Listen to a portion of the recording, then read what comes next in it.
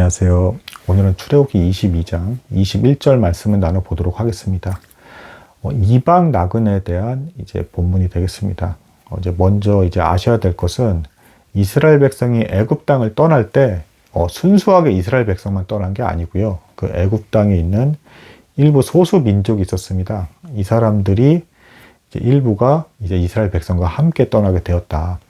그래서 지금 이스라엘 백성, 광야에 있는 이스라엘 백성 안에는 이방 나그네가 존재하고 있고요. 이방 나그네에 대해서 하나님은 압제하거나 학대하지 말라 이렇게 명하고 계신 것입니다. 그 이유에 대해서 저는 20절 본문과 연결지어서 설명해 드리도록 하겠습니다. 20절 본문은 이런 내용입니다. 다른 신에게 제사를 드린 자는 반드시 멸할지니라. 지난번에도 나눴죠. 자, 그런데 이 모세 율법에 아주 중요한 특징이 있는데요. 20절과 비교를 하면서 하나님은 반복적으로 우상과 자신을 대조해서 나는 저런 가짜 신, 가짜 우상이 아니다. 나야말로 진짜 신이고 진짜 하나님이다. 라는 것을 반복해서 증거하고 계십니다. 그 이유가 있는데요. 자, 우상 숭배라고 다신교를 믿는 애굽 사람들은 이스라엘 백성을 어떻게 대했습니까? 엄청나게 학대하고 핍박하고 괴롭혔죠. 그게 정당하다라고 생각을 했습니다. 이 당시에 주변에 있는 다른 나라들도 다 그렇게 힘없는 민족들을 괴롭히고 압제하고 수탈해 갔습니다. 그런데 하나님의 명령을 받은 이스라엘 백성은 어떻게 됩니까? 압제하고 학대하지 말아야 할 뿐더러 제가 전에도 말씀드렸죠. 하나님의 율법의 특징. 뭐뭐 하지 말라라고 한다 그러면 그 반대되는 것까지도 적극적으로 해야 된다. 압제하거나 학대하지 말아야 할 뿐 아니라 적극적으로 이들을 사랑하고 불쌍히 여겨야 되고 온정을 베풀어야 했다.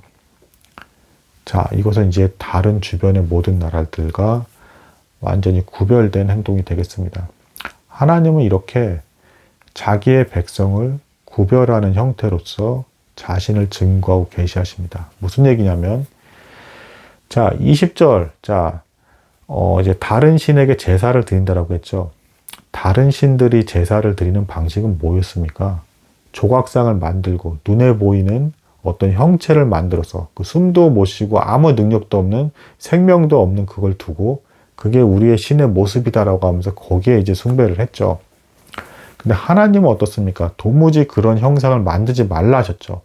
그러니까 하나님은 눈에 보이지 않고 그런 형상을 만들지 말라라고 하셨습니다. 그러면 도대체 우리는 무엇으로 하나님을 볼 수 있을까요? 바로 이스라엘 백성이 이런 이방 나그네에 대해서 사랑과 온정을 베풀 때 눈에 보이진 않지만 그 구별된 사랑을 통해서 이 이방 나그네 백성들은 이곳에 하나님이 있다라고 증거할 수가 있는 것입니다. 왜냐하면 너희 이스라엘 백성 안에 정말 구별된 사랑이 있는 것 같다. 그리고 그 안에 하나님이 계신 것 같다. 너희의 사랑을 통해서 우리는 하나님을 봤다라고 고백할 수 있게 되는 것입니다. 즉 하나님께서 자신을 나타내시는 방식은 그런 고정된 형상물을 통해서 나타내시는 것이 아니라 그 백성들의 사랑, 믿음, 순종을 통해서 구별된 그 모습들을 통해서 하나님을 보게 만드는 것입니다. 그리고 이것은 곧 전도의 수단이 되는 것입니다. 거룩하게 구별이 되어 있을 때 전도가 가능하게 되는 것입니다. 다른 이방 족속들과 똑같이 이방 나그네를 박해하고 있는 상태에서 전도가 일어날 수는 없습니다. 구약 시대에도 여전히 전도라는 게 존재했는데요. 이 이스라엘 백성 회중 안에 있는 이 이방 민족들이 이스라엘 백성이 편입되는 방법은 무엇이냐? 강압적으로 할례를 하는 것이 아니라 하나님의 뜻에 순종해서 참 사랑으로 이들을 불쌍히 여길 때 이들은 감동 감화를 받아서 너희를 통해서 우리가 참 신, 참 하나님을 보았다 라는 고백과 함께 자발적으로 할례를 받아서 이스라엘 백성이 편입될 수 있는 길이 열려 있었다. 실제로 예수님께서는 요한복음 13장에서 내가 너희를 사랑한 것 같이 너희도 서로 사랑하면 그러면 모든 사람이 너희가 내 제자인 줄 알리라 라고 분명하게 말씀하셨습니다. 즉 이스라엘 백성 안에 하나님에 대한 충만한 사랑으로 불쌍한 이방 나그네까지도 사랑하는 그 모습이 그대로 전달될 때 이 이방 나그네인들조차도 아직 하나님을 믿고 있지 않은 사람들조차도 너희야말로 하나님의 제자다, 하나님의 자녀다 라는 고백을 하면서 나도 그렇게 되고 싶다라는 그런 자발적인 마음이 생길 수가 있는 것이고, 이것이 곧 전도의 본질이라는 것입니다. 전도라는 것이 죄에 대한 교리, 하나님의 속죄, 예수 그리스도를 통해서 이제 대속하신 것, 그리고 성령이 안에 거하셔야 된다라는 것, 부활할 거라는 것, 이런 것들을 교리의 나열을 빠르게 말한 다음에 빨리 믿으십시오라고 강권하고 압박하는 게 전도가 아니라, 먼저는 내가 하나님에 대한 사랑에 감동, 감화가 되었기 때문에 그 사랑을 당신에게 전달해 드리고 싶습니다. 당신도 마침내 함께 천국에 있기를 바랍니다라는 순수하고 거룩한 구별된 사랑이 전달될 때, 이 사람은 1차적으로 먼저 교리에 대한 이해는 없을지라도 이곳에 하나님이 계신 것 같다라는 어떤 본능적인 느낌을 받게 되고, 저 사람처럼 되고 싶다라는 어떤 마음이 생길 수가 있는 것입니다. 즉, 사랑을 통해서 하나님을 보여줄 수 있고 우리가 하나님을 보았다라고 말할 수가 있는 것입니다.